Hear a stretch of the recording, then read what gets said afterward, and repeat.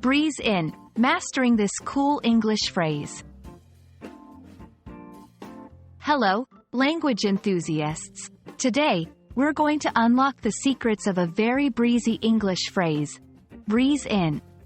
You might have heard it in movies, songs, or in a casual conversation.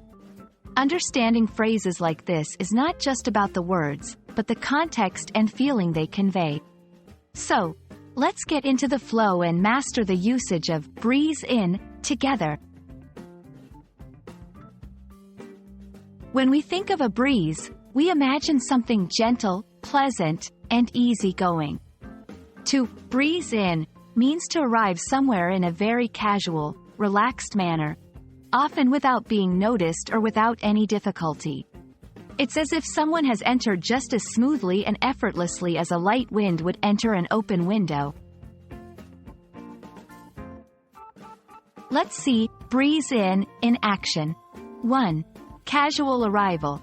Even though the meeting had already started, Jenna just breezed in as if she was right on time. 2. Entering unnoticed. He has a way of breezing in without anyone realizing he's come in. 3. No difficulty. She breezed in the exam. It seemed like she didn't have to study at all. Notice how in each example, the phrase evokes a sense of ease and nonchalance. It's not just about the physical act of coming in, it's about the attitude. Colloquial. Breeze in is quite informal, so it's best used in casual conversation or writing. Verb tenses. It can be adapted to different tenses. She will breeze in tomorrow, or he breezed in and made himself at home. Non-literal. It's often used metaphorically, not to describe the actual action of moving through the air like a breeze. There you have it. Now you know how to use breeze in like a native speaker. Remember, it's all about the casual ease that the phrase implies.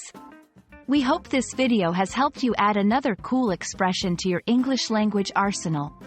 Keep practicing, and soon you'll be breezing through English phrases with no trouble at all. Happy learning, and see you in our next video.